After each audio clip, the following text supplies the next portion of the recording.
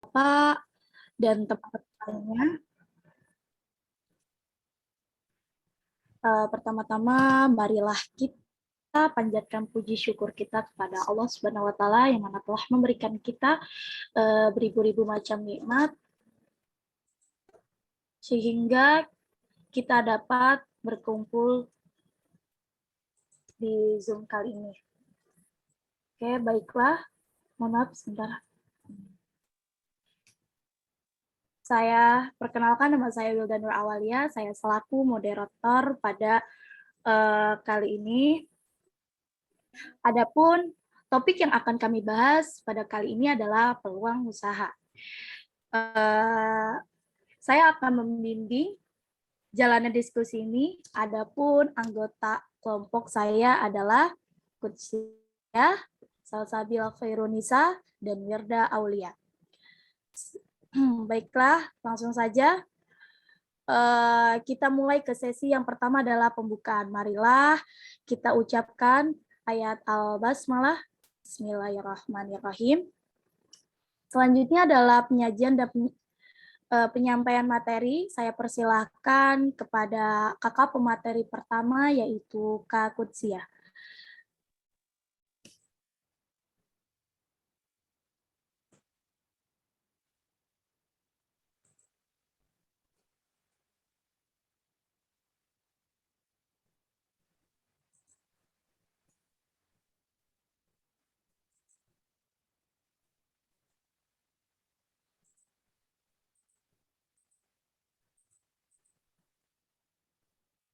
Mohon maaf, Kak Kutsia, Pak, jaringannya.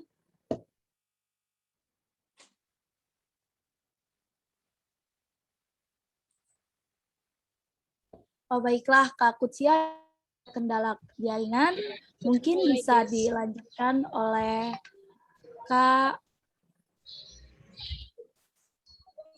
Bentar, Kak. Astagfirullahaladzim. Mungkin bisa dilanjut oleh Kak Winda. Maaf, oleh Kak Wirda. Iya, baik. Terima kasih, Kak Wilda.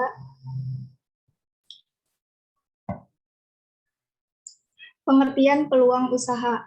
Peluang usaha terdiri dari dua kata, yaitu peluang dan usaha. Peluang yang dalam bahasa Inggris ini disebut dengan opportunity, yaitu memiliki arti kesempatan. Sedangkan usaha memiliki pengertian berbagai daya untuk mendapatkan apa yang diinginkan.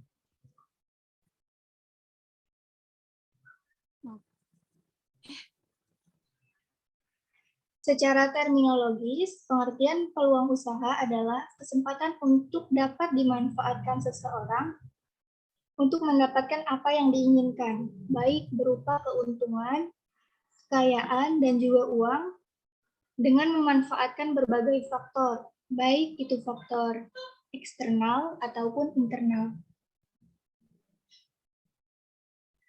Dalam menilai sebuah peluang usaha, tentu kita harus memperhatikan berbagai faktor, yaitu ada dua nih faktornya. Yang pertama faktor eksternal, dan yang kedua faktor internal. Nah, faktor eksternal ini berarti berbagai hal yang berkaitan di luar diri kita, seperti dulu warnet itu merupakan peluang usaha yang prospeknya besar dan pernah booming dan menghasilkan banyak uang untuk pemiliknya. Namun usaha ini mulai surut. Kenapa? Karena munculnya banyak laptop, gadget, serta area internet gratis. Maka peluang usaha warnet akan menjadi ide usaha yang kurang tepat saat ini. Yang kedua, ada faktor internal. Nah, faktor internal ini berasal dari diri kita sendiri, seperti misalnya bakat atau kemampuan kita. Makanya ketika kita memilih suatu peluang usaha, perlu kita melihat faktor internal yang ada dalam diri kita agar apa yang kita inginkan, yaitu berupa keuntungan bisnis dan kekayaan, dapat kita raih dengan lebih mudah dan cepat. Mungkin itu saja pemaparan materi dari saya. Saya kembalikan kepada moderator.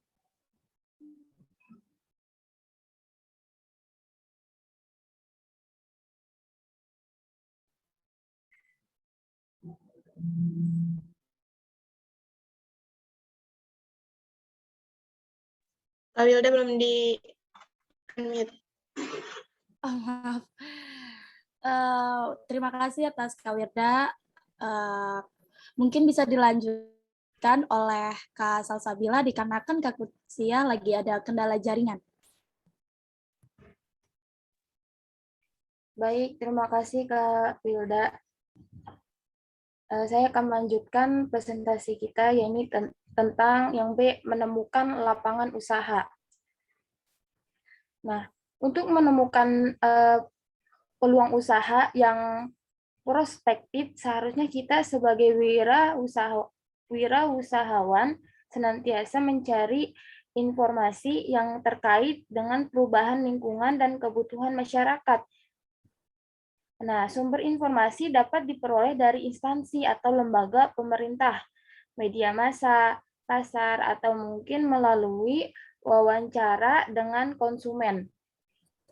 Jadi, peluang senantiasa ada karena perubahan-perubahan terus berlangsung baik di tingkat individu maupun di tingkat masyarakat. Kemampuan kita melihat peluang sangat tergantung dari informasi yang kita peroleh tentang faktor lingkungan usaha. Nah, dalam menentukan peluang usaha yang cocok, kita dapat menggunakan dua pendekatan, yaitu ada pendekatan inside out, pendekatan dari dalam keluar. Bahwa sesungguhnya keberhasilan akan dapat diraih dengan memenuhi kebutuhan yang ada saat ini. Lalu yang kedua itu pendekatan outside in, pendekatan dari luar ke dalam. Bahwa sesungguhnya keberhasilan akan dapat diraih dengan menciptakan kebutuhan. Nah, mungkin itu saja presentasi dari saya. Selanjutnya saya serahkan kepada moderator. Oke, terima kasih Kak Salsabila. Mungkin Kak Kutsia sudah masuk atau belum ya? Masih dalam jaringan ya? Oke, baik. Saya alihkan. Saya memilih lapangan usaha dan mengembangkan gagasan usaha. Dalam memilih lapangan usaha, kita perlu kembali melihat dan mengkaji kondisi internal kita dan kondisi eksternal di mana usaha kita jalankan. Karena faktor internal dan eksternal ini akan sangat menentukan kesuksesan kita dalam menjalankan usaha. Maka langkah awal yang perlu kita lakukan adalah menginventarisir berbagai jenis lapangan usaha dan gagasan, produk yang bertujuan untuk meningkatkan kualitas hidup manusia. Kehidupan manusia dapat berkualitas ketika semua komponen kebutuhannya terpenuhi. Lalu, mencari gagasan usaha, produk, Itu kulkas yang ideal, dengan beberapa kualitas karakter yang mungkin dimiliki. Proses penciptaan produk dimulai dengan panggilan gagasan. Dengan memperhatikan secara cermat lingkungan yang ada di hadapan kita. Kemudian, memperhatikan sasaran yang ingin diraih. Secara sederhana, penciptaan produk dapat dilakukan dengan menuliskan usaha yang muncul dalam pikiran kita. Metode ini akan lebih baik jika dilakukan secara berkelompok dengan metode brainstorming. Sumbang saran. Tujuan brainstorming ini ialah kuantitas sehingga tidak perlu dikomentari. Sebab mungkin dari metode ini akan muncul ide-ide gila yang justru dapat memberikan suatu gagasan terhadap penentuan jenis usaha secara brilian. Perlu diketahui bahwa dalam brainstorming ini sebaiknya kita melepaskan atribut yang melekat dalam diri kita. Jabatan, pangkat, golongan, strata, sosial, dan sebagainya. Sebab salah satu prasyarat metode ini ialah tanpa penghalang apapun apabila dilakukan secara berkelompok.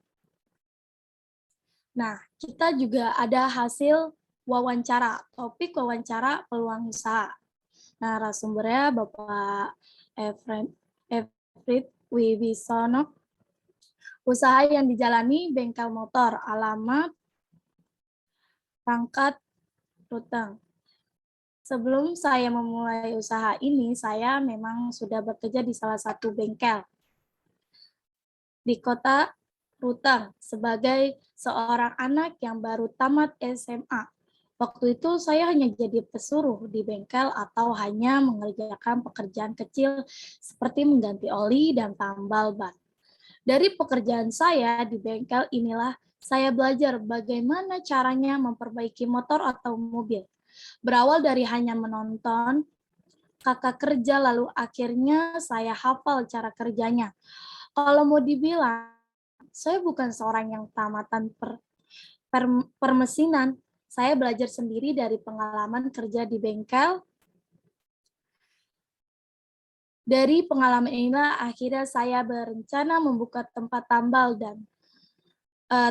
ban dan ganti oli dan memanfaatkan ruang kosong di samping kiosnya Om. Dilihat dari penjelasan Pak Efrit, bisa kita menjelaskan bahwa Pak Efrit ini mengambil peluang usaha pada faktor dari dalam, yaitu kemampuan atau bakat yang dia miliki dari pengalamannya.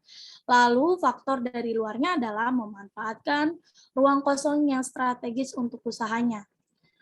Menurut Bapak, apa tips untuk menjadi pengusaha?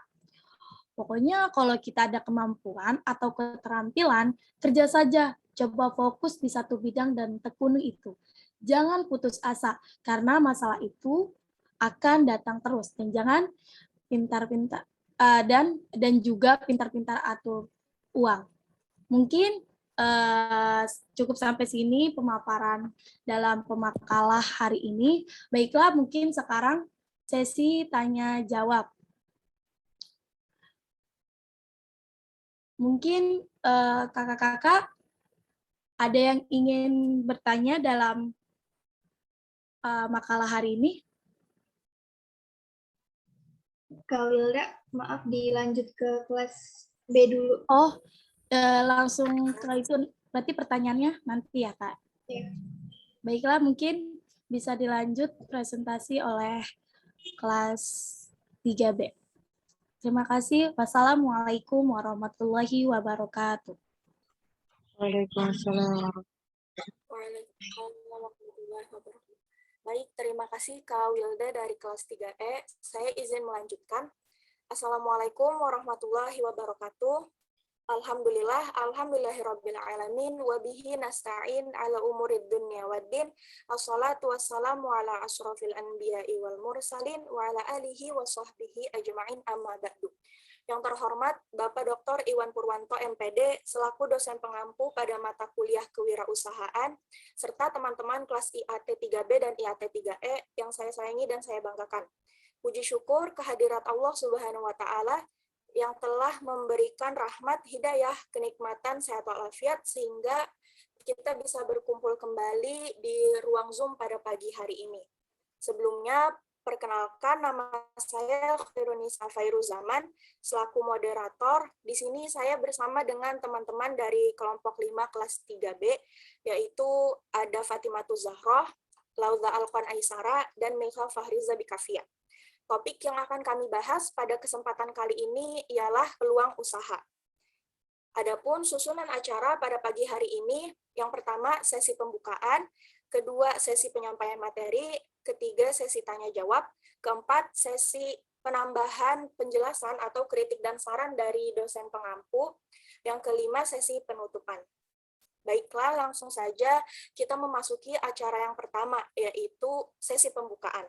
Marilah kita buka bersama-sama pembelajaran pada hari ini dengan membaca basmalah. Bismillahirrahmanirrahim. Selanjutnya, acara yang kedua yaitu sesi penyajian dan penyampaian materi. Pemateri yang pertama adalah Meikha Fahriza Bikafia. Kepadanya dipersilahkan. Baik, terima kasih kepada moderator. Di sini saya akan menjelaskan sedikit tentang menemukan peluang usaha. Hal pertama yang sangat penting dalam menemukan peluang usaha adalah ide. baik ide itu datang dari dalam diri kita ataupun dari luar diri kita. Peluang usaha dapat tercipta dan bersumber dari kebutuhan masyarakat ataupun individu.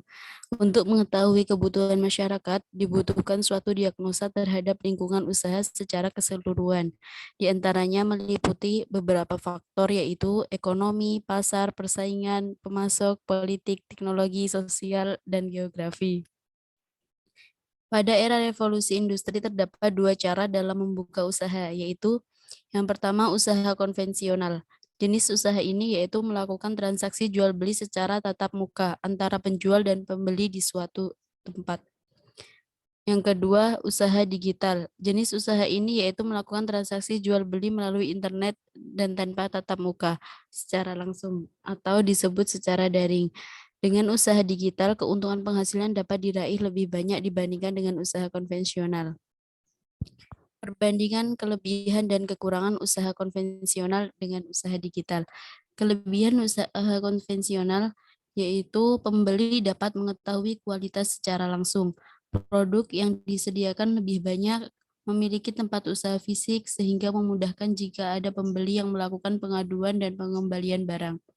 Loyalitas dan kepercayaan lebih terjaga karena minimnya penipuan. Kekurangan usaha konvensional yaitu sulit mendapatkan perizinan mendirikan usaha. Jangkauan untuk promosi usaha terbatas, membutuhkan modal yang lumayan banyak. Kelebihan usaha digital lebih efektif dan luas jangkauannya selama masih memiliki akses internet. Modal yang dibutuhkan tidak terlalu banyak jika dibandingkan dengan modal usaha konvensional. Transaksi dapat dilakukan dimanapun dan kapanpun. Kekurangan usaha digital. Seringkali terjadi kasus penipuan baik dari penjual maupun pembeli. Pembeli atau konsumen tidak dapat melihat produk secara langsung sehingga kurangnya kepercayaan dari pembeli. Membutuhkan waktu yang lebih lama untuk produk sampai ke tangan pembeli. Baik, terima kasih. Saya kembalikan kepada moderator. Baik, terima kasih Saudari Milka. Yaitu selanjutnya materinya akan disampaikan oleh Saudari Fatimatul Zahroh. Kepadanya dipersilakan. Baik, terima kasih moderator. Untuk selanjutnya saya akan melanjutkan penjelasan sebelumnya. Untuk menemukan peluang usaha yang sesuai, kita dapat menggunakan dua pendekatan, yaitu pendekatan yang pertama, inside out, dari dalam keluar, yaitu bahwa keberhasilan usaha akan dapat dicapai dengan memenuhi kebutuhan yang ada saat ini. Dalam artian lain, pada pendekatan ini, seorang wirausahawan yang berperan untuk mencocokkan produk atau jasa yang diciptakan dengan kebutuhan masyarakat.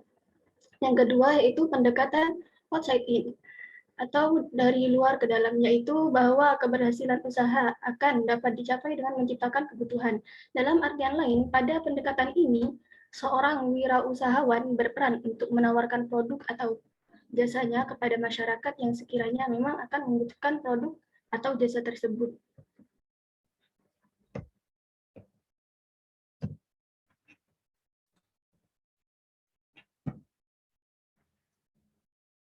Yang selanjutnya, memilih lapangan usaha dan mengembangkan gagasan.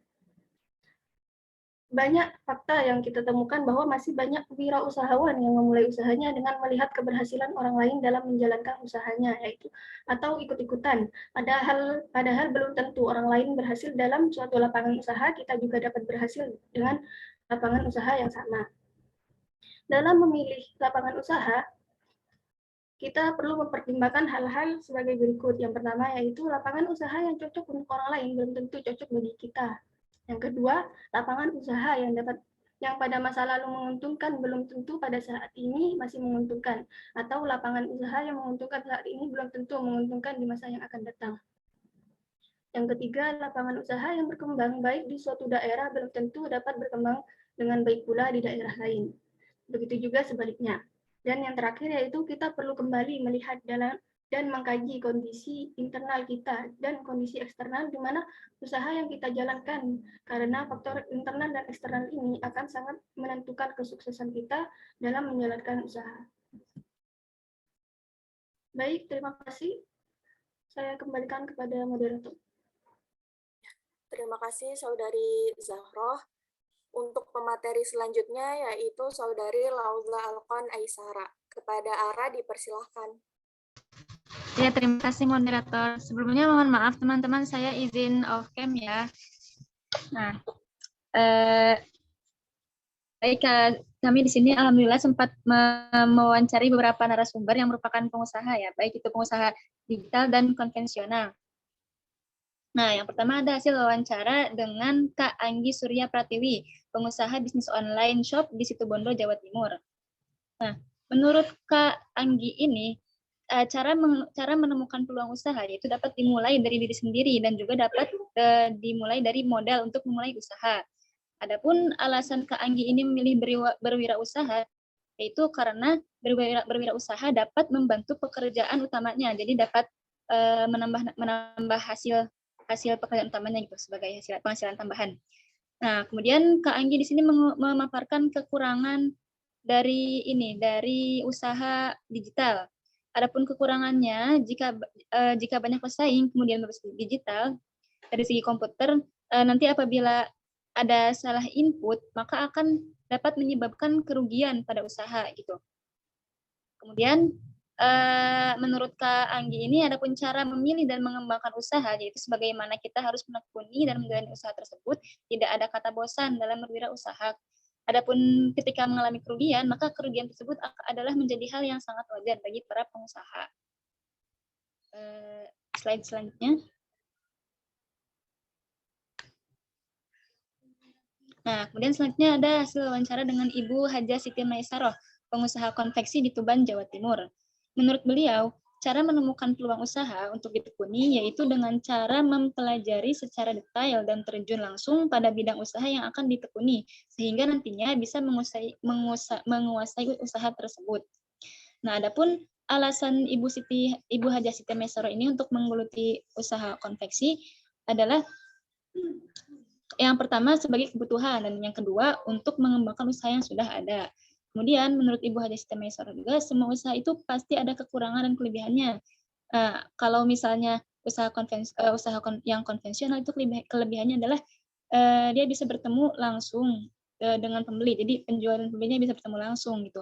Kemudian mengetahui kualitas barang. Jadi si pembeli itu ketika memilih-milih barang bisa tahu langsung kualitasnya ini baik apa enggak gitu. Dan juga puas memilih. Maksudnya si pembeli di sini ketika memilih-milih dia puas karena melihat langsung barangnya gitu. Adapun kekurangannya, usaha konvensional ini membutuhkan modal yang banyak gitu, tetapi berkembangnya agak lambat. Nah, sedangkan yang berbasis digital, dia kelebihannya adalah cepat berkembang dan simple, juga modalnya sedikit. Tapi kekurangannya, dia itu tidak maksimal dalam memilih barang. Jadi, karena dia berbasis digital, ketika si pembeli memilih-milih itu nggak lihat langsung barangnya. Jadi dia nggak puas, nggak bisa maksimal memilihnya gitu. Nah, kemudian terakhir menurut Ibu Haja Siti Maisaroh ini, cara memilih dan mengembangkan gagasan dari peluang usaha yakni yang akan ditekuni yaitu adalah dengan memiliki sifat inovatif dan produktif dengan usaha yang ada. Nah, sekian penyampaian materi dari saya kembalikan kepada moderator. Ya, terima kasih Saudari Ara. Selanjutnya ini ada hasil wawancara lagi dengan Ibu Yulia, pengusaha pakaian muslimah syar'i di Tangerang, Banten. Menurut Ibu Yulia, cara menemukan peluang usaha untuk digeluti yaitu lihat kebutuhan masyarakat. Nah, dari jawaban sebelumnya, Ibu Yulia menambahkan juga tentang alasannya memilih menggeluti usaha tersebut, yaitu karena masyarakat kan membutuhkan baju juga. Nah, terus setelah melihat kebutuhan tersebut, disesuaikan lagi dengan syariat tentang bagaimana pakaian muslimah, karena kebetulan usahanya tentang pakaian muslimah yang syar'i. Nah, kemudian Ibu Yulia ini selain melihat peluang dari barangnya, juga melihat tempat usahanya, karena kebetulan berjualan juga di bazar hari Minggu yang ada di sekitar Masjid Asy-Syarif Al-Azhar BSD, yang kebetulan pada hari itu ada kajian mingguan. Jadi di sana ada peluang usaha cocok dengan barang yang dijual dan juga ada kesempatan dengan peluang dari orang-orang dan tempat usaha tersebut. Kemudian menurut Ibu Yulia, kekurangan dari usaha konvensional adalah kekurangannya harus menyediakan stok barang. Kalau online kan nggak menyediakan barang, tapi bisa menawarkan barangnya, baru dia belanja barangnya gitu. Nah, terus kemudian kelebihannya dari usaha konvensional menurut beliau adalah salah satunya itu orang atau pembeli bisa melihat langsung barangnya, jadi bisa memilih-milih sesuai dengan keinginannya. Kemudian terkait keeksisan usaha konvensional di tengah masa pandemi seperti ini, menurut Ibu Yulia yaitu kalau sekarang pada masa pandemi, yang lebih eksis itu sebenarnya online. Kalau nggak online, sebenarnya agak kurang karena pemasarannya yang susah. Karena jarang ketemu orang, sehingga peluang ada membeli barangnya itu sedikit sekali, terus untuk belanja stok barangnya juga susah karena harus melihat barangnya secara langsung, sedangkan sekarang aktivitas keluar rumah terbatas. Nah, kemudian ada lagi hasil wawancara yang kebetulan mohon maaf belum bisa ditambahin di PPT, yaitu hasil wawancara dengan Mbak Dwi dari Temanggung, seorang pengusaha dari bisnis hijab. Dari pertanyaan yang pertama, kami menanyakan bagaimana cara menemukan peluang usaha untuk digeluti. Kemudian jawabannya yaitu yang pertama adalah research, terkait hal yang sedang tren atau banyak peminatnya. Kedua, pilih yang sekiranya kita mempunyai skill untuk usaha itu. Ketiga, kemudian itu action sih. Terus pada intinya, usaha yang menyenangkan itu adalah ketika kita menjalankan hobi kita. Biar dapat gitu feel-nya. Selain itu juga, terkait yang pertama, setelah menemukan tren, perlu juga kita memodifikasi agar produk kita berbeda dengan yang lainnya. Kemudian lanjut pertanyaan kedua, tentang alasan kenapa Mbak Dwi memilih menggeluti usaha tersebut, usaha hijab. Jawaban beliau, kalau untuk alasan sih sebenarnya karena aku suka fashion. Yang berhubungan dengan pakaian dan sebagainya, aku sangat tertarik. Rasa-rasanya tuh kalau berhasil membuat dengan desain yang unik tuh bangga aja gitu. Dan juga bidang fashion itu kan nggak akan ada matinya, tapi juga harus diimbangi dengan kreativitas dan kebaruan dari produk kita, sehingga kita tidak tertinggal dengan mode yang sedang tren. Kemudian untuk pertanyaan ketiga, kebetulan Mbak Dwi kan menjalankan bisnisnya dengan digital dan konvensional. Terus kami menanyakan apa kekurangan dan kelebihannya menurut beliau. Jawabannya, karena beliau pakai dua-duanya, konvensional iya, digital juga iya, apalagi aku yang berdomisili di daerah pedesaan ya, dengan strategi mouth to mouth, kalau di desa itu sangat mempengaruhi atau strategi mulut ke mulut. Nah, sedangkan untuk menjangkau keluar daerah, aku pakai bantuan sosial media dan juga pakai marketplace, kayak Shopee dan Instagram gitu. Terkait kekurangan dan kelebihannya, menurut beliau, konvensional itu kelebihannya pengaruhnya lebih cepat untuk jangkauan yang sempit. Kekurangannya, produk harus benar-benar bagus dan berkualitas. Kemudian untuk yang berbasis digital, kelebihannya itu jangkauannya luas, lebih mudah dan praktis. Kekurangannya, modal dan usahanya harus menyediakan waktu yang khusus untuk mengurusi platform digital. Kemudian untuk pertanyaan yang terakhir terkait gimana cara memilih dan mengembangkan gagasan dari peluang usaha yang akan dijalani. Jawaban dari Mbak Dwi, intinya cari orang-orang yang bisa mensupport dan mempunyai satu frame dengan kita. Karena yang namanya usaha, kalau sendiri itu malah bingung karena nggak ada ruang diskusi. Dengan diskusi itu akan mengembangkan ide-ide yang ada dan juga produk yang kita miliki. Selanjutnya juga, jangan pernah putus asa dengan lika-likunya jalan di bidang entrepreneur. Nah, intinya maju terus dengan inovasi-inovasi yang kita miliki. Kalau untuk masalah pembeli, diserahkan saja ke Allah yang mengatur. Nah, begitu kurang lebih jawaban dari Mbak Dwi. Dengan ini selesai juga pemaparan materi dari kami kelompok 5 kelas IAT 3B. Kepada teman-teman yang ingin bertanya atau menyampaikan pendapatnya, saya persilahkan.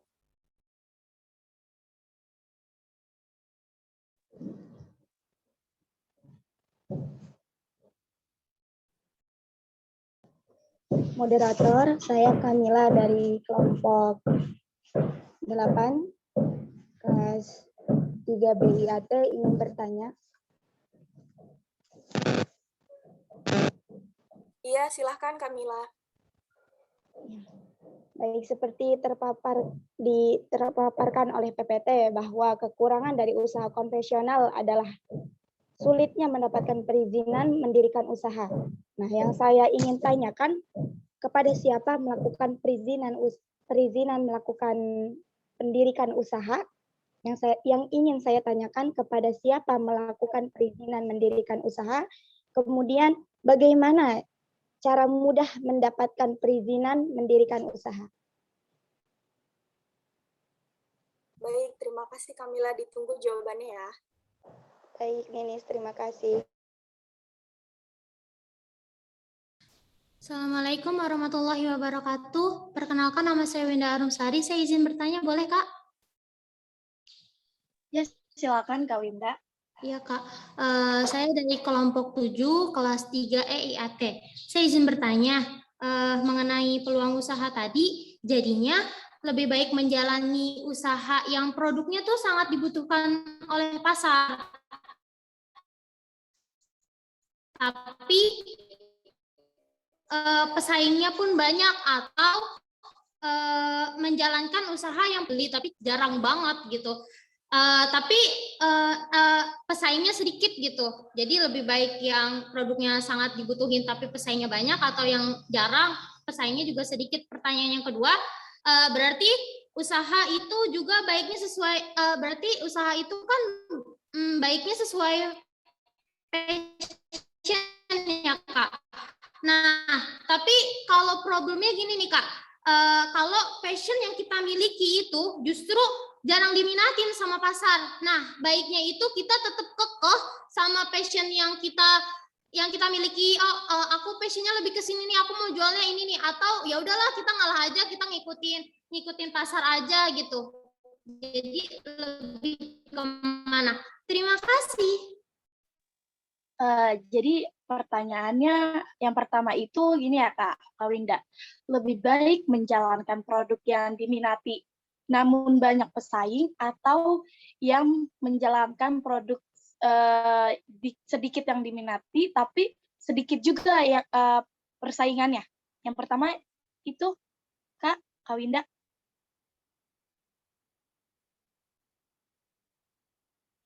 Terus yang kedua itu usaha itu kan baiknya sesuai dengan passion.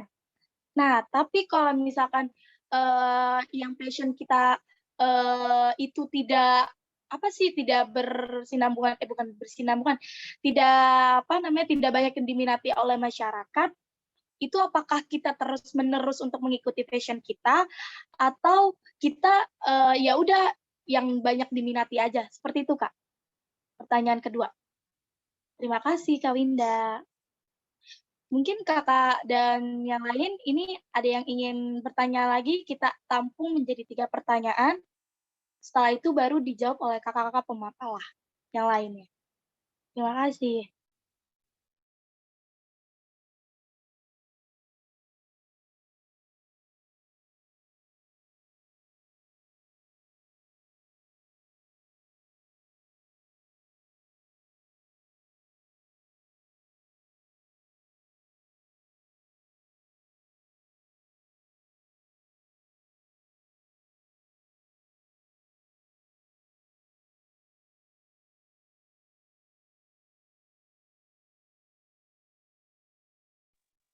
Baiklah, kalau tidak ada pertanyaan, mungkin kakak-kakak pemakalah ada yang ingin menjawab dari kedua pertanyaan dari Kak Winda, atau mungkin dari kelompok B ada yang ingin menjawab dari pertanyaan yang tadi.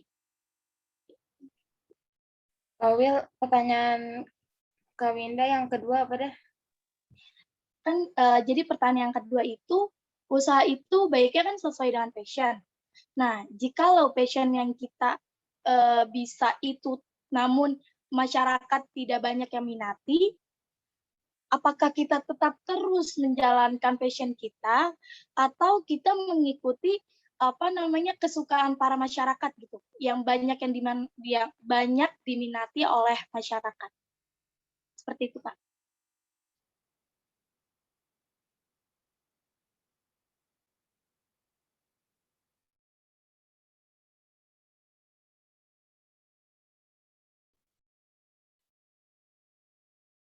Mungkin ini kepada memilih lapangan usaha ya. Nah, tadi kan udah dijelaskan bahwa memilih lapangan Maaf, Kak Wilda izin ini ya menanggapi. Baik, Kak. Iya, tadi kan dijelaskan bahwa memilih lapangan usaha itu bisa melalui pendekatan yaitu outside in yang dari luar ke dalam, bahwa keberhasilan akan dapat diraih dengan menciptakan kebutuhan. Jadi mungkin kita sebagai seorang wirausahaan itu menciptakan sebuah kebutuhan gitu, Kak. Jadi walaupun tidak diminati pasar, tetapi kita itu menciptakan sebuah kebutuhan gitu. Jadi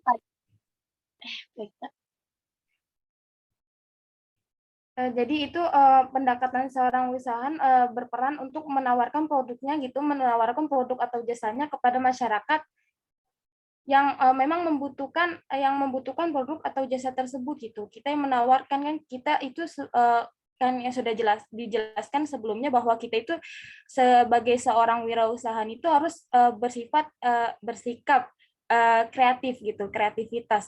Nah, dari kreativitas itulah kita memunculkan ide baru dalam berbisnis gitu.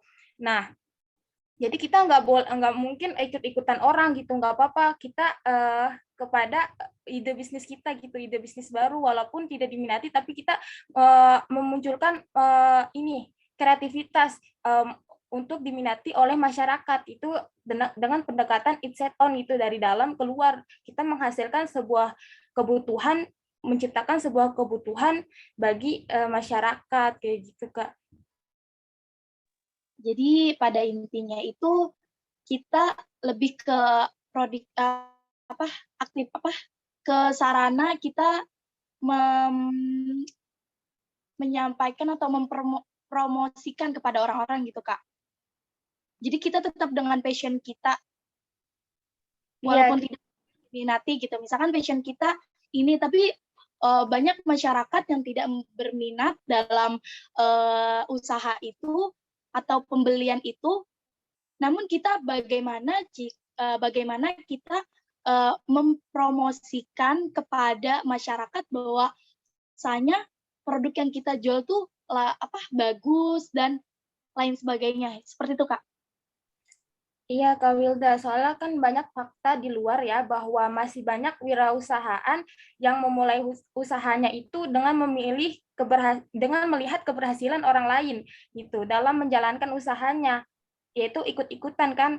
Padahal belum tentu orang lain itu berhasil dalam suatu lapangan usaha gitu. Kita juga dapat berhasil dengan lapangan usaha yang kita miliki gitu, yang sesuai passion kita gitu, daripada mengikuti orang lain, daripada ikut-ikutan gitu, tapi itu bukan passion kita gitu. Oh, baik, Kak. Jadi inti dari jawaban Kak Salsa itu, alangkah baiknya kita mengikuti passion kita gitu. Walaupun banyak masyarakat yang tidak minati, yang paling terpenting adalah bagaimana kita menawarkan kepada pembeli. Jadi kita bisa menarik perhatian kepada para pembeli. Karena yang paling pertama itu kita passion, karena kalau kita udah ngikutin passion kita, pasti kita memiliki niat yang lebih penuh daripada kita ikut-ikutan sama orang yang misalkan lihat orang dia laku, kita ikut-ikutan gitu. Jadi balik lagi kepada passion kita, seperti itu ya, Kak Winda. Maaf, Kak Salsa.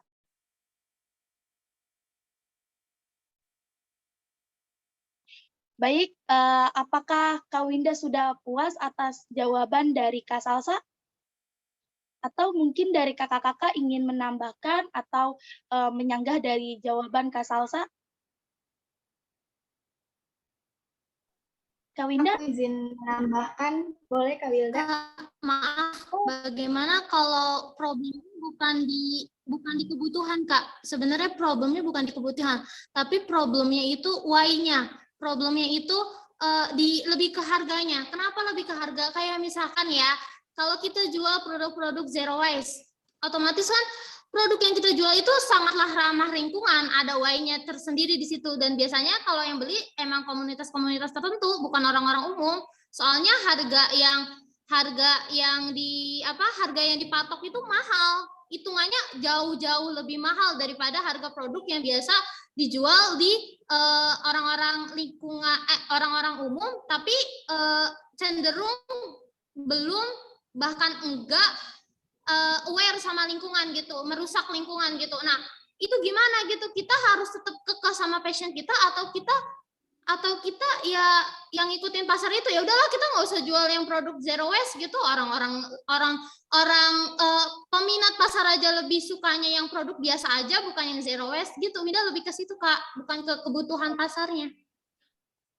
Tapi sepertinya tadi pada inti dari Kak Salsa mungkin ada bersangkutan dengan apa yang pertanyaan tadi Kak Winda itu. Jadi bagaimana kita menarik perhatian para pembeli gitu Kak. Kayak cara ayo ini loh, atau kita pertama kali jualan ada diskon besar-besaran dalam bazar yang kita jual gitu. Yang kita ayo misalkan diskon 50% atau 30%. Jadi bagaimana tuh caranya si pembeli kayak wah ini kayaknya worth it banget dari harganya, terus kualitas juga terjamin gitu. Dan kan banyak orang Indonesia yang mindset-nya tuh pengen harga worth it tapi kualitas yang wow gitu kan, banyak yang seperti itu kan. Nah, bagaimana kita menarik perhatian kepada si pembeli gitu Kak.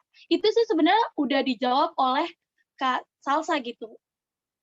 Jadi paling poin pertama itu bagaimana kita berkomunikasi kepada pembeli, menarik perhatian gitu. Jadi kayak kehipnotis gitu pembeli tuh. Mungkin seperti itu Kak. Mungkin tadi kakak mohon maaf kakak siapa yang ingin menambahkan, mungkin bisa langsung saja ditambahkan nggak apa-apa. Iya, Kak Wilda, terima kasih. Aku izin menjawab yang pertanyaan kedua itu ya. Jadi lebih baik usaha pakai passion atau kita tuh ikut pasar aja gitu.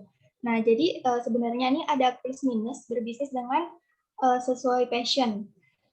Jadi ada yang mengatakan, memang ada orang yang sukses berbisnis dengan mengandalkan passion.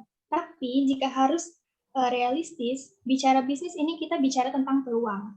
Ada saat di mana kita perlunya berkompromi dengan keadaan. Jadi passion itu akan muncul dengan sendirinya. Saat berbisnis, passion akan muncul sesuai dengan seiring berjalannya waktu dan tentunya akan memberi keuntungan.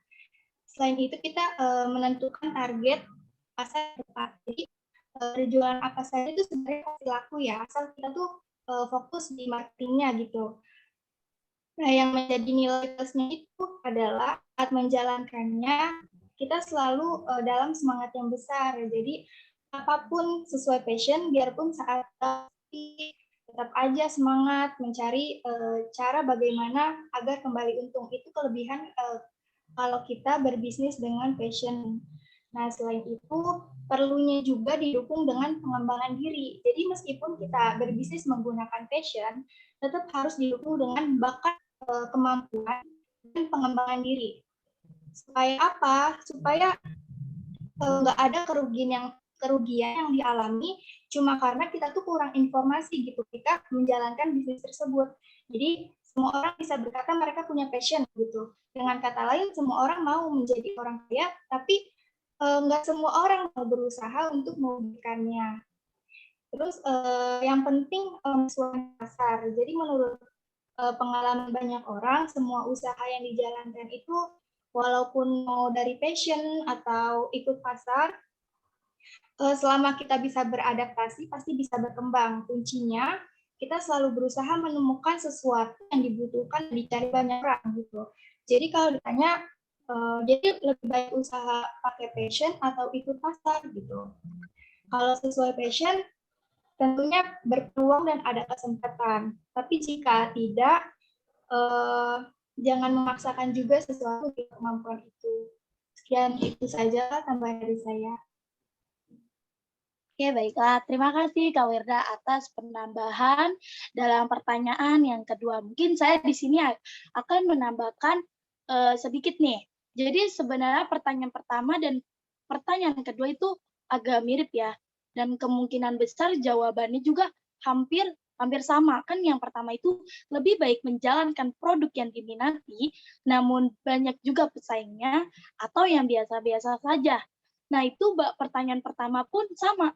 Paling pertama, bagaimana kita menarik perhatian si pembeli.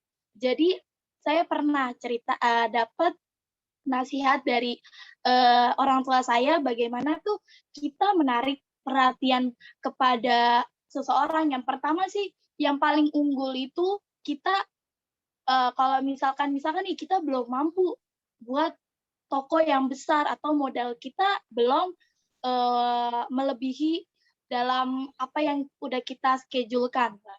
Nah, yang pertama tuh kita memiliki teman atau banyak organisasi. Nah, di situ justru menjadi peluang kita bagaimana kita ibarat kata endorse lah kalau zaman-zaman sekarang tuh kayak ayo mungkin kita tuh bagaimana cara kita menarik perhatian pembeli gitu. Misalkan ayo Bu, kayak misalkan kan biasanya kan kalau ibu-ibu atau anak-anak muda kan kayak gitu kan suka ada, kalau anak-anak muda mungkin kayak misalkan main kemana bareng-bareng temen, dan kalau ibu-ibu kayak arisan sama ibu-ibu gitu. Nah, di situ tuh justru menjadi sarana kita bagaimana kita menjual barang yang kita produk kita yang jual kepada si pembeli ini. Dan kita tuh harus gini, wah ini tuh kalau misalnya kita beli baju, misalkan jual baju, kita jelasin bahan-bahannya, worth it loh, harganya, gitu-gitulah. Pokoknya kita tuh bagaimana bisa menarik perhatian para si pembeli. Bisa sebenarnya bukan dari arisan aja sih, banyak kayak misalkan kita pengajian itu bisa kok, bahkan di kampus pun kita masih bisa menjual. Nah, yang paling penting poinnya adalah bagaimana kita berkomunikasi kepada pembeli, dan caranya itu menghipnotis gitu. Kayak seketika terhipnotis gitu. Pembeli itu terhipnotis apa yang udah kita bicarakan mengenai barang atau produk yang kita telah tunjukkan kepada mereka gitu. Seperti itu Kak Winda mungkin jawabannya, dan mungkin dari Bapak dan kakak-kakak sekalian ada yang ingin menambahkan dan menanggapi apa yang telah dipaparkan oleh para pemateri. Terima kasih. Kak Wilda, aku izin menambahkan ya sedikit. Ya, nggak apa-apa Kak. Ini aku dapat ilmu juga ada di Instagram, itu tentang misalkan hidup dengan less waste lifestyle kayak gitu, zero waste dan lain sebagainya. Itu juga bisa misalkan merubah mindset kita dulu nih. Misalkan kita mau jual botol minum. Yang pertama kita ubah mindset pembeli kita, konsumen kita, biar gimana caranya untuk membeli botol. Karena kalau kita menggunakan botol itu bisa lebih hemat, pertamanya lebih hemat, dan juga melindungi bumi. Bisa juga dengan tote bag. Misalkan kita jual tote bag nih, itu juga bisa mengurangi sampah plastik. Jadinya bisa juga dari mindset kita. Jadi emang lingkungan antara jual beli itu emang orang yang mindset-nya sama kayak kita gitu. Terima kasih. Baik, terima kasih Kak atas penambahannya. Iya, baik Kak. Mau izin menambahkan juga dari jawaban kakak-kakak yang tadi untuk Kak Winda, boleh? Boleh banget Kak, silakan. Iya, izin menambahkan ya. Jadi tadi kan Kak Winda sebutin contohnya itu tentang produk-produk zero waste untuk ini ya, untuk produk yang kelihatannya tidak sesuai dengan kebutuhan masyarakat luas. Nah, kalau menurut pendapat saya pribadi, untuk produk-produk yang semacam itu, produk zero waste atau semacamnya, itu memang kelihatannya ini ya, bukan kebutuhan masyarakat luas. Nah, tapi kalau kita lihat lagi, itu sebenarnya menjadi kebutuhan untuk kelompok-kelompok tertentu, yaitu orang-orang yang sudah menerapkan zero waste. Nah, jadi selama kita membuat produk atau memasarkan, itu kita juga untuk menjual produk yang seperti ini, yang zero waste itu, jadi kayak ada nilai lain gitu, selain untuk mendapatkan keuntungan yang berupa uang.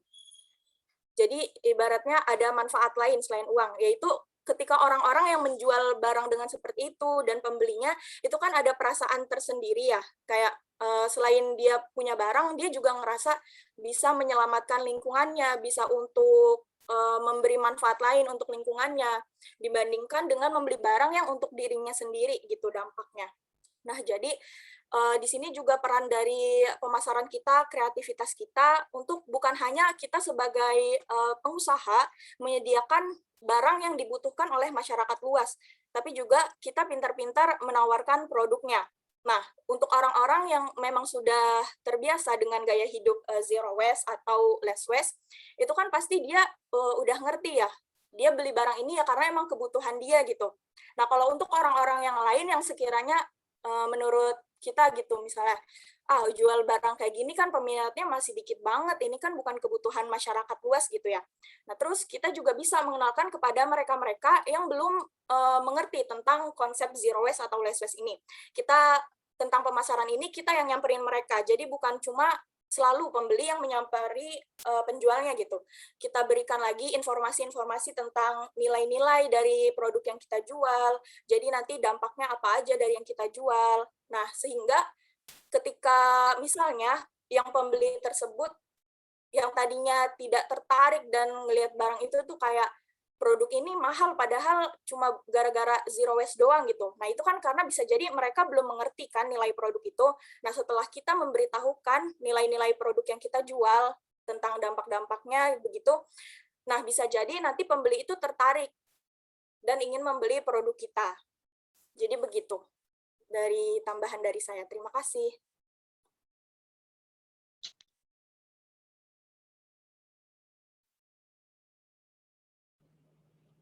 Oke, cukup sangat baik.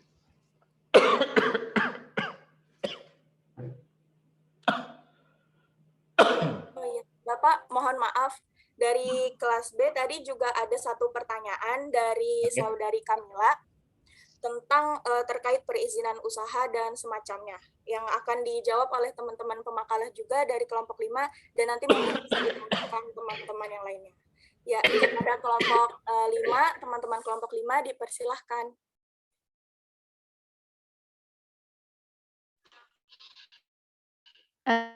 Ya, saya izin menjawab, moderator. Sebelumnya mohon maaf, jadi tadi pertanyaannya Kamila itu kepada siapa melakukan perizinan usaha dan bagaimana cara mudah mendapatkan perizinan usaha. Nah, jadi seorang calon pelaku usaha itu bisa mendapatkan perizinan usaha dari pihak terkait lokasi yang ingin tempatinya itu. Itu misalnya kita mau bikin mau membangun usaha misalnya di Ciputat gitu. Maka kita bisa mendatangi kantor dinas perdagangan di tingkat kabupaten atau kota Ciputat tersebut gitu. Untuk apa? Untuk mendapatkan surat izin usaha perdagangan. Nah, bagaimana cara mudah mendapatkan perizinan usaha? Tentunya dengan melengkapi syarat-syarat administrasinya gitu. Kalau misalnya udah lengkap kan, maka ke sananya juga mudah gitu. Nah, lalu apa aja sih syarat-syarat administrasinya untuk melengkapi ini surat izin perdagangan itu? Nah, itu akan dijawab oleh pemakalah yang lain.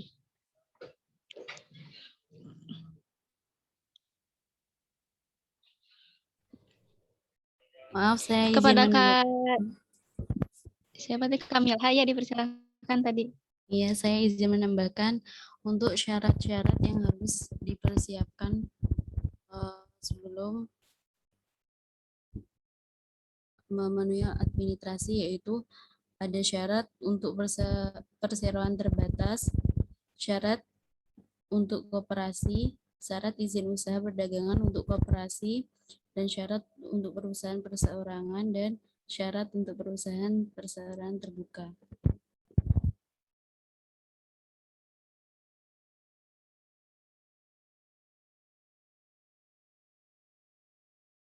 Ya, jadi jawabannya kurang lebih yaitu cara mendapatkan surat perizinan dari jawaban kakak-kakak yang tadi sudah menyampaikan, misalnya dengan ini ya, bisa mendatangi dinas perdagangan dari lingkungan tempat tinggalnya gitu. Nah, untuk memudahkannya tentu kita harus memenuhi persyaratan administrasi dari yang sudah ditetapkan dari dinas-dinas perdagangan tersebut.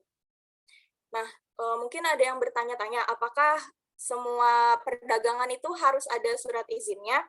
Nah, mungkin untuk usaha-usaha yang sekiranya ingin melakukan penjualan yang lebih luas lagi, izin perdagangan ini bisa jadi sangat membantu karena memberikan citra yang baik juga kepada calon-calon pembeli gitu, kurang lebih. Jadi tidak semua usaha harus memiliki perizinan juga. Kalau misalnya untuk yang skala kecil itu mungkin masih bisa dengan tidak usaha, dengan tidak surat perizinan usahanya itu. Begitu jawaban untuk dari pertanyaan Kamila. Bagaimana?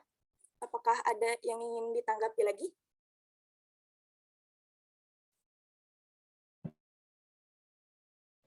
Bisa dicontohkan ini pengusaha kecil dan sebagainya? Seperti apa?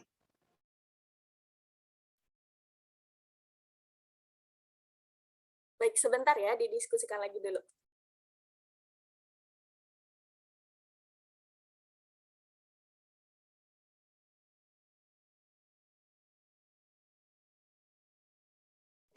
Assalamualaikum Kakak. Sambil menunggu pertanyaan, masih boleh bertanya lagi nggak?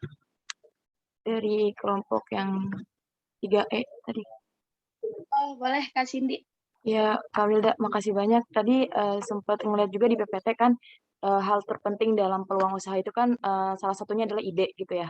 Terus di sini pertanyaannya, gimana kalau misalkan kita seorang yang minim ide? Jadi selain minim ide nih ya, kita juga minim passion.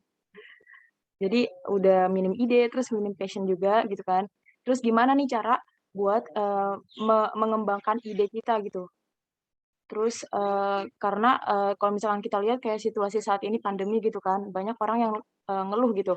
Karena usahanya jadinya bangkrut ataupun usahanya jadi menurun gitu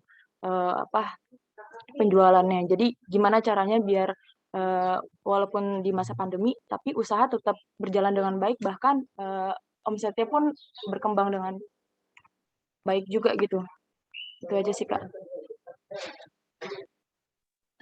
Jadi pertanyaan itu bagaimana kita mengembangkan ide dalam situasi pandemi saat ini. Iya, betul Kak. Oke, mungkin terima kasih Kak Cindy atas pertanyaannya. Sama-sama. Mungkin kakak-kakak pemakalah ada yang ingin menjawab atau didiskusikan terlebih dahulu?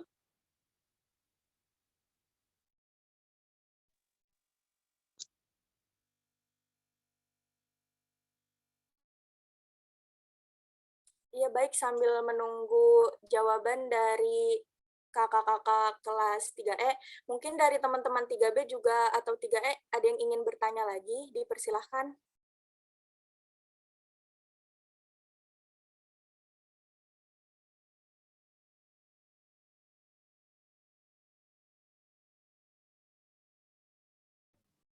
Tahu ini Nenis kebetulan izin bertanya. Iya, silahkan.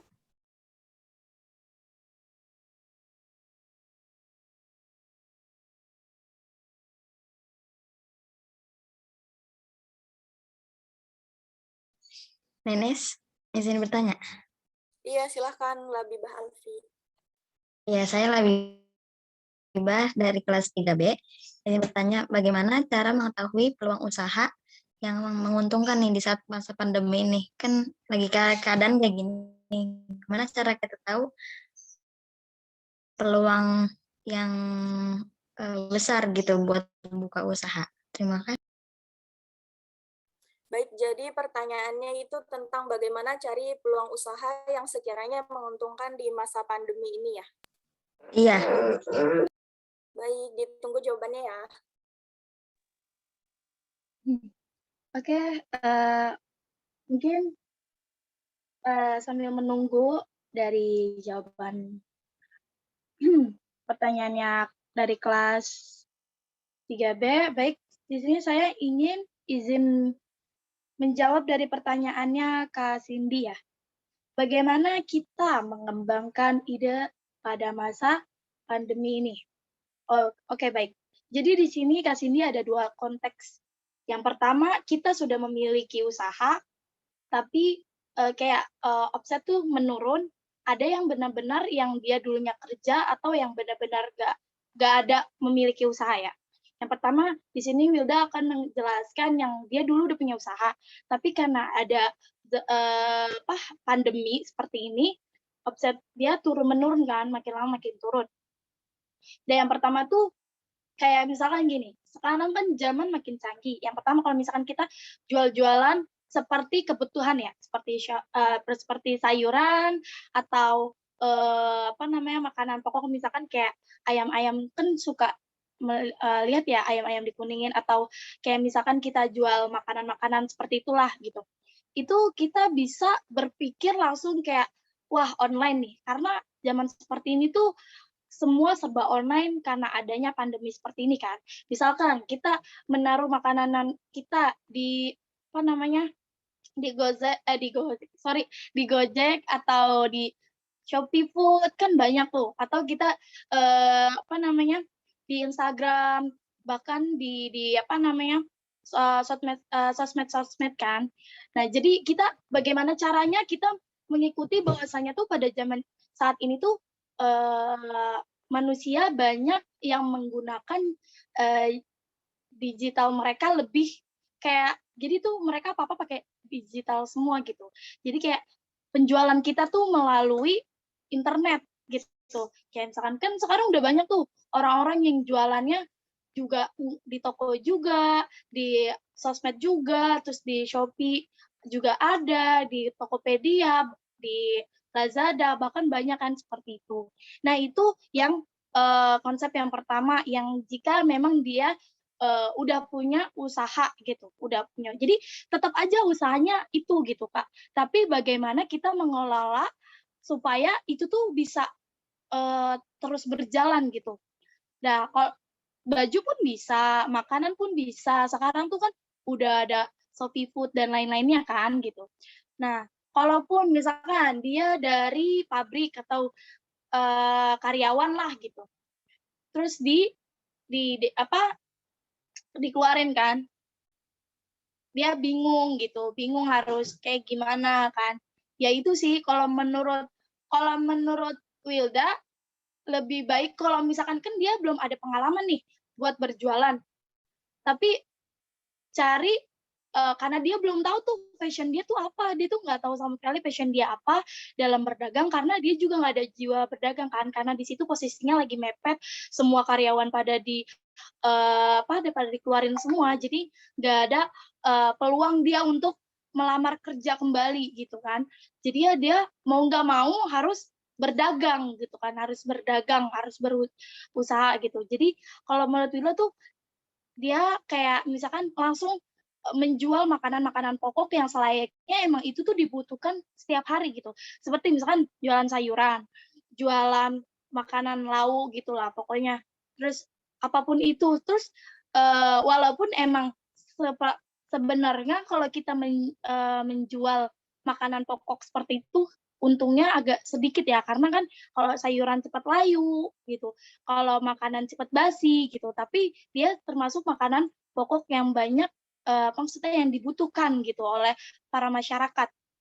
Nah, kemudian misalkan dia kalau misalkan nggak makanan pokok nih kan ya bisa misalkan dia kan sekarang tuh udah canggih tuh, misalkan jadi reseller tuh banyak kan ya. Sekarang tuh udah banyak tuh reseller kayak misalkan dia usaha makanan terus kayak butuh reseller. Jadi kita tuh cuman kayak jual-jualin aja gitu. Nanti keuntungan bisa dapat dari situ atau dapat dari bonus gitu tuh. Sekarang di zaman sekarang tuh itu. Jadi di situ ada dua opsi antara orang yang sudah memiliki usaha dan orang yang benar-benar nggak punya passion dalam usaha, tapi dia terpaksa dalam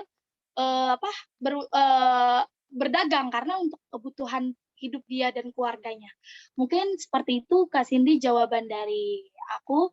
Mungkin dari Bapak dan kakak-kakak semuanya ada yang ingin menambahkan dan menyanggah dari apa yang telah Wilda paparkan? Terima kasih. Wilda, Assalamualaikum. Ya, Waalaikumsalam, Kak. aku izin menyimpulkan ya dari pemaparan Kak Wilda tadi yang tadi sudah Kak Wilda paparkan itu mantap banget ya seperti itu. Mungkin itu contoh-contohnya ya. Nah, pertanyaan Kak Cindy kan bagaimana gitu caranya bagi orang yang minim ide gitu dalam menjual minim ide dalam berjualan gitu kan. Kalau yang saya tadi udah saya simpulkan ya dari pemaparan Kak Wilda, bahwasanya kalau misalnya kita sangkut pautkan sama ayat Quran, kan Allah juga memerintahkan kita untuk ikro gitu kan ya, membaca. Nah, membaca dalam arti konteks di sini tuh bukan berarti kita tuh membaca buku terus kayak gitu, enggak, tapi membaca keadaan. Nah, itu juga disebut dengan membaca. Mungkin yang tadi Kak Wilda sampaikan, segala pemaparan contoh-contohnya itu adalah sebuah hasil dari orang tersebut itu membaca apa, contohnya tadi membaca keadaan kan kayak gitu, keadaan sekarang itu bagaimana pandemi gitu, apa saja gitu yang dibutuhkan seseorang di dalam masa pandemi, contohnya seperti masker. Nah, itu kan sangat dibutuhkan banget kayak gitu kan, seperti hand sanitizer kayak gitu. Jadi intinya adalah apa yang harus dibangkitkan ketika seseorang itu minim ide, yaitu ikro, membaca. Segitu simpelnya Allah menurunkan Al-Quran, menurunkan ayat Al-Quran untuk kepada umat-umat Nabi Muhammad kayak gitu. Intinya apa? Satu, membaca, gitu. Membaca keadaan dan juga membaca buku dan selainnya kayak gitu. Jadi membaca itu enggak hanya membaca buku aja. Itu aja sih. Terima kasih. Terima kasih, Kak Winda, izin menambah, boleh? Oh, boleh banget, Kak. Silakan, dapat. Ya, maaf sebelumnya jaringannya putus-putus di sini, jadi off cam. Jadi kenapa kalau buat yang minim ide gimana? Kalau sepengalaman Winda sebagai seorang penjual juga, ide itu pasti ngalir gitu aja, Kak. Apalagi kalau jam terbang kita tuh udah jauh gitu, udah lama gitu. Ide tuh pasti ngalir, pasti ada. Enggak mungkin kayak minim ide gitu, enggak, pasti itu ada. Pasti itu kita jadi kayak mikir kadang, problem yang di pasar itu apa ya? Terus yang dipengenin sama pasar itu apa ya dari kita? Terus apa yang bisa kita lakuin buat mecahin ide ini tuh pasti ada, Kak. Jadi enggak ujuk-ujuk nggak ada ide tuh enggak. Kalau soal passionnya itu sendiri, dari yang jawaban Kak Wilda tadi udah jelas banget ya, Kak ya. Jadi ya sebenarnya buat apa sih? Sebenarnya buat mulai bisnis itu nggak mesti dari passion juga nggak apa-apa. Jadi nggak punya passion juga nggak apa-apa. Dan kalau ide juga pasti ngalir aja gitu aja. Mohon koreksinya Bapak dan kakak-kakak. Terima kasih Kak Winda dan Kak Yunita telah menambahkan. Mungkin kakak-kakak yang lain, atau kita langsung ke Bapak.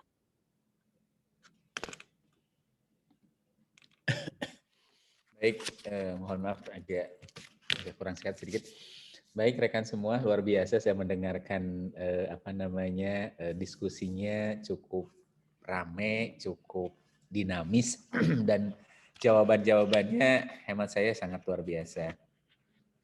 Ada beberapa pertanyaan kaitan dengan hari ini yang saya rangkumkan secara umum aja ya, kaitan dengan bagaimana pemilihan usaha yang kaitan dengan banyak pesaing atau bagaimana memasuki pasar dan beberapa hal yang lain, apakah mengikuti passion atau terus juga pendirian usaha atau yang minim ide tadi, semuanya hampir terangkum pada pemahaman bahwa bagaimana memulai usaha. Pada intinya bahwa ketika kita berbicara usaha, berarti kan ada dua ya secara besarannya. Yang pertama didasarkan pada passion, atau didasarkan pada ide-ide dasar, yang bisa jadi ide dasar itu adalah belum dipahami oleh masyarakat secara umum, baik pemahaman terhadap jenis, kualitas, dan fungsi dari sebuah produk, maupun dari pemahaman nilai dari sebuah produk tadi, seperti yang disampaikan Nisa tadi ya, Nisa. Nah, kaitan dengan hal itu, pertanyaannya adalah milih berbasis passion atau berbasis ide, atau berbasis pada pasar, seperti itu. Nah, hemat saya yang paling sederhana adalah tentu saja berbasis pada pasar. Tinggal menyesuaikan saja, tidak usah ide-ide yang sangat besar, tidak usah ada energi yang cukup besar untuk mengubah paradigma atau cara berpikir bagi konsumen yang belum, tentu saja kalau produk baru atau sesuai dengan passion itu belum dipahami dan belum dimengerti. Karena kalau dari sisi pemasaran atau dari sisi bisnis, di era modern sekarang yang paling cukup mahal, bukan paling mahal ya, sangat mahal itu adalah biaya pemasaran. Misalnya mengubah image, mengubah pemahaman, mengubah cara pandang dan lain sebagainya itu sangat mahal. Dan butuh waktu yang tidak sedikit, gitu. Seperti butuh waktu yang tidak sedikit walaupun dalam era digital sekarang. Karena orang untuk membangun trust itu kan, membangun kepercayaan atas produk, atas nilai yang tertuang dalam produknya, baik eksplisit maupun implisit. Nah, eksplisitnya produk tentu saja sesuai dengan fungsinya, implisitnya tadi misalnya produk itu ramah lingkungan atau zero waste, atau produk itu bisa didaur ulang dan tidak merusak lingkungan. Nah, itu cukup lama ya. Tetapi biasanya yang berbasis ide itu atau berbasis pada passion itu adalah rentang waktunya cukup lama. Masa hidup produknya cukup lama. Masa hidup produk itu adalah biasanya kalau Anda lihat yang sesuai dengan pasar, kebutuhan pasar, misalnya jualan-jualan minuman dan lain sebagainya, itu cepat turunnya lagi, naiknya cepat, turunnya juga cepat, tahu-tahu hilang aja gitu. Nah, itu biasanya ketika mengembangkan produk sesuai dengan pasar, maka itu hanya nuntut pasar, sementara pasar cepat berubah. Nah, hemat saya dua-duanya bisa digabungkan. Misalnya Anda memulai bisnis itu adalah sesuai dengan kebutuhan pasar, tetapi passion Anda bisa masuk di situ. Misalnya, passion saya itu produk itu harusnya seperti ini. Nah, itu ide-ide itu akan berjalan dengan sendirinya seperti yang saya sampaikan tadi. Nah, ide itu biasanya awal itu misalnya belum dilakukan, jadi buntu pada saat ingin memulai. Tetapi ketika sudah memulai, maka ide-ide itu muncul karena ada trigger, ada motif eksternal, ada motif internal yang ada di dalam diri. Nah, seperti yang beberapa waktu yang lalu disampaikan ya, salah satunya adalah yang kita menggunakan McClellan ya tentang motivasi, yang itu dengan chip need achievement atau kebutuhan akan prestasi, seperti itu. Nah, itu sebenarnya akan terdorongkan dengan sendirinya, akan terbangun dengan sendirinya ketika Anda melakukan bisnis itu. Nah, bagaimana apakah yang banyak di pasar, banyak pesaing tapi laku di pasar, sedikit pesaing tapi sedikit juga. Nah, ini berbanding lurus ya kalau di dalam kurva itu. Kalau banyak pesaing tapi laku, sedikit pesaing tapi tidak laku. Hemat saya ya pada tahap awal lebih baik banyak pesaing tapi laku sebenarnya. Karena diharapkan putaran uangnya akan relatif cepat. Nah, berbeda jika sedikit pesaing tapi jarang juga membeli, kan putaran uangnya akan sangat lama. Konsepnya lebih baik untung sedikit tapi putarannya cepat gitu. Kalau Anda pernah mendengar teorinya Fisher bahwa tingkat perputaran uang itu harus sama dengan tingkat penjualan suatu barang, seperti itu. Kalau menggunakan teorinya Fisher, semakin cepat uang itu berputar, maka sebenarnya keuntungan yang diperoleh oleh perusahaan itu akan semakin banyak, terlepas apakah kecil atau besarnya keuntungan. Jadi kecepatan itu adalah kecepatan perputaran uang itu adalah hal yang harus diperhatikan oleh Anda. bagaimana mendirikan usaha? Ada banyak jenis dan bentuk sebenarnya mendirikan usaha. Anda tinggal sekarang ada satu pintu ya di pemerintahan untuk mendirikan usaha administratif dan sebagainya. Tentu saja akan menyesuaikan dengan regulasi-regulasi yang ada. Detailnya mungkin Anda bisa searching bagaimana pendirian usaha dagang, perusahaan manufaktur atau yang lain-lainnya seperti itu. Atau dengan bentuk-bentuk perusahaan misalnya firma, CP, PT, atau perusahaan perorangan yang lainnya. Oke, selanjutnya mana tadi teh ya? Saya lupa tadi teh. Satu lagi kaitan dengan apa ya? Satu lagi saya lupa. Satu atau dua lagi ya? Boleh saya ingatkan kaitan dengan usaha? Kok catatan saya hilang? Kaitan dengan ini ya, kaitan dengan bagaimana mengukur apakah produk itu laku di pasaran atau tidak. Sebenarnya di era modern sekarang ada banyak fitur yang bisa melacak atau bisa mendeteksi seberapa banyak produk itu laku di pasaran. Yang paling kasat mata adalah tinggal tanya teman apakah lagi tren atau tidak, penjualannya berapa, ratingnya dan sebagainya. Itu biasanya bisa dilihat dari media-media sosial, media-media penjualan tertentu. Misalnya lihat dari bintangnya atau biasa dari lihat komen-komennya. Semakin banyak komennya, insya Allah itu adalah semakin bagus produk yang dipasarkannya atau semakin laku. Tinggal yang harus Anda perhatikan adalah dari sisi desain atau di sisi perbedaannya yang akan Anda jual. Misalnya gini, ketika ingin menjual produk, tentu saja Anda harus membranding lah, atau menciptakan sebuah image bahwa produk Anda itu berbeda dengan yang lain. Bukan hanya sekedar harga murah, tetapi di era modern sekarang seperti yang disampaikan tadi, yang kaitan dengan tanpa sampah atau zero waste itu kaitan dengan ramah lingkungan. Maka konsep itu yang harus dikembangkan. Tetapi biasanya itu akan menyasar kelompok-kelompok yang terdidik, bukan kelompok-kelompok yang tidak terdidik. Nah, kalau kelompok-kelompok yang tidak terdidik itu biasanya yang penting harga murah. Kualitas itu nomor berapa, yang penting sama dengan yang lain. Itu biasanya ya, tapi tidak semua. Tapi saya melihat bahwa kalangan-kalangan ekonomi bawah dan tidak terdidik umumnya adalah yang terpenting produknya sama dengan orang-orang yang memiliki brand tertentu. Yang penting sama lah. Coba lihat aja handphone atau jenis pakaian atau fashion itu akan sama sesuai dengan tren atau brand-brand merek tertentu yang ternyata laku di pasaran. Nah, biasanya akan seperti itu. Nah, Anda juga kalau dari aspek pemasaran Anda harus memilah dan memilih komponen mana yang konsumen mana yang akan Anda sisir, konsumen mana Anda menjadikan targetingnya.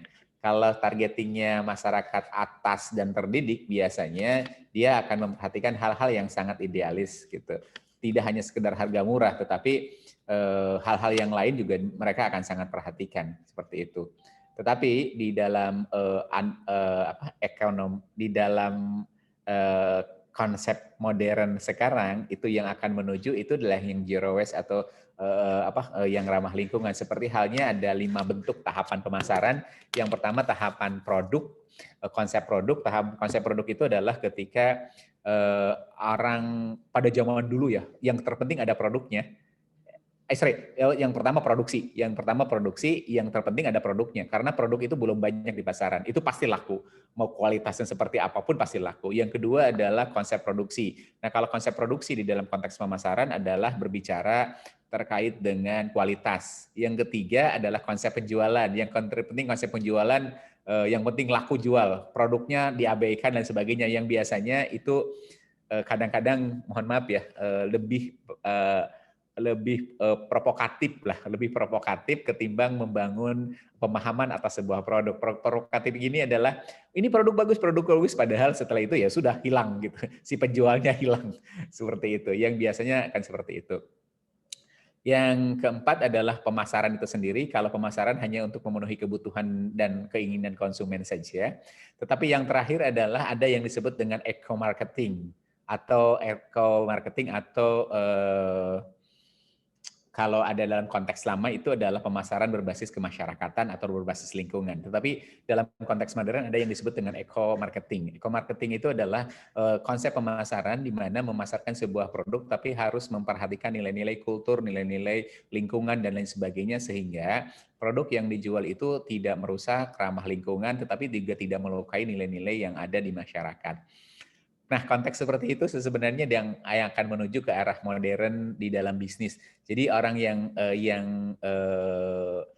tidak tidak peduli terhadap lingkungan, terhadap nilai budaya yang ada, itu lambat laun akan ditinggalkan dan akan punah seperti itu, akan mengarah ke konsep-konsep seperti itu.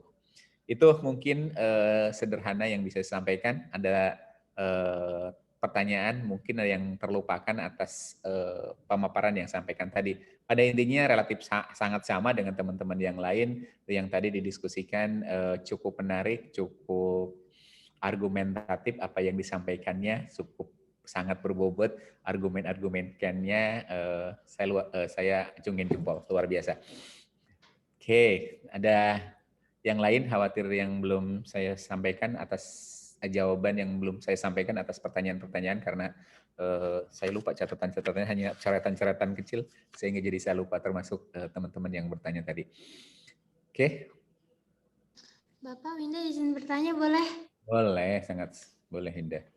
Iya Bapak, punten, apakah ada ilmu tersendiri di bisnis atau di marketing atau di komunikasi bisnis tertentu gitu Pak? Kayak misalkan sekarang kan marketplace itu kalau di tanggal-tanggal cantik 11-11, 12-12 itu kan pasti melakukan diskon besar-besaran gitu. Itu tuh ada kajian ilmu tertentunya nggak sih Pak di bisnis? Jadi harus kayak gitu-gitu buat menarik konsumen atau gimana Pak?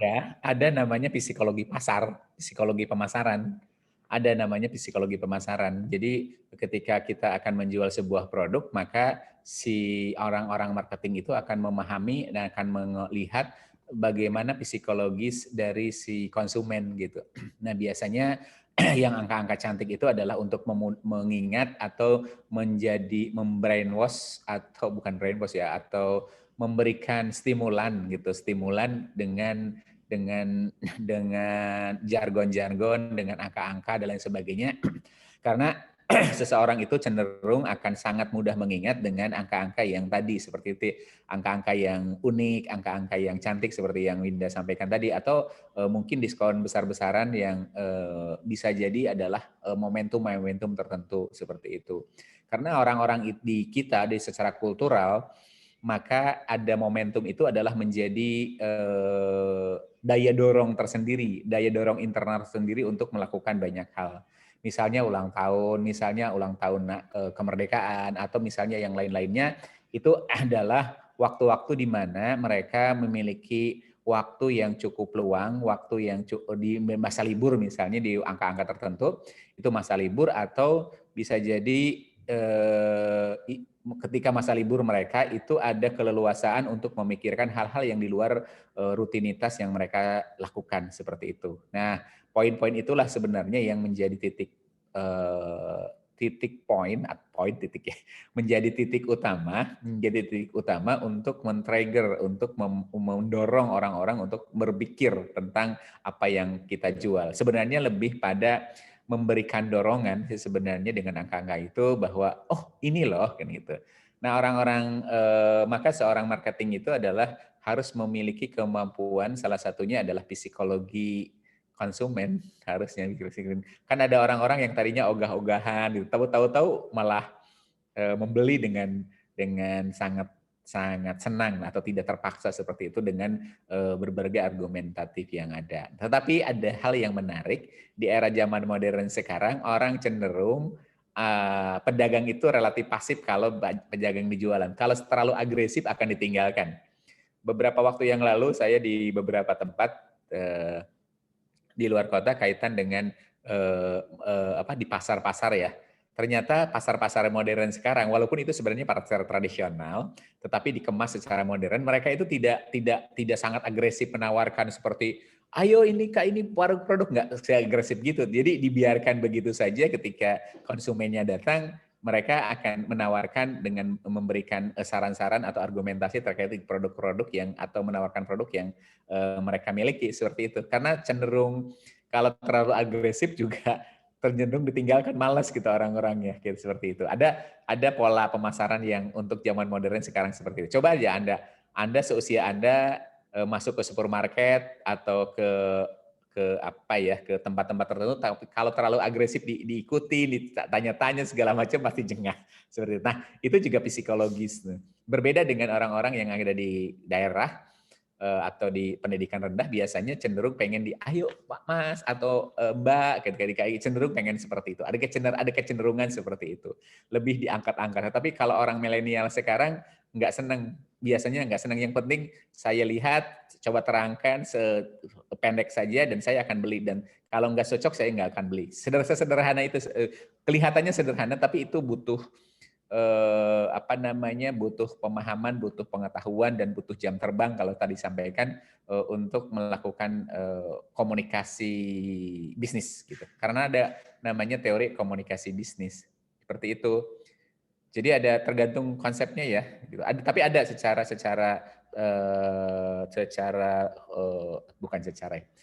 ada kaitan, ada teori atau ada kajian yang kaitan dengan komunikasi bisnis. Begitu. Baik, terima kasih Pak. Oke, Nisa mau menyampaikan? Baik Bapak, tadi kebetulan dari kelas B masih ada sedikit pertanyaan yang belum terjawab. Mungkin nanti dijawabnya bisa di grup ya Pak? Takut boleh, waktunya karena waktu sudah selesai over. Ya, Nisa. Iya, mohon maaf Bapak. Nggak apa-apa. Nanti insya Allah saya akan coba chat ya. Baik rekan semua, mohon maaf tadi ada sangat telat. Tadi agak kurang sehat saya. Jadi jadi saya mohon maaf. Insya Allah kita akan ketemu di lain waktu, di kesempatan yang insya Allah lebih baik. Terima kasih. Salam untuk semua. Bapak, saya izin menutup juga dari kelompok 5, presentasi kelompok 5. Baik teman-teman dan Bapak sekalian, mungkin hari ini cukup sekian yang bisa disampaikan dari kelompok 5 kelas IAT 3B. Mohon maaf jika masih ada kesalahan, kekurangan, atau dari cara-cara penyampaiannya yang kurang tepat. Sekali lagi, kami dari kelompok 5 mengucapkan terima kasih atas partisipasinya. Terima kasih teman-teman, sehat selalu. Baik, saya mohon izin live ya. Iya. Izin live ya rekan-rekan semua. Terima kasih pemakalah hari ini dan lain luar biasa hari ini. Oke. Assalamualaikum. Waalaikumsalam Bapak, sehat-sehat selalu ya Pak. Terima kasih banyak Bapak. Amin. Semoga cepat sehat Pak.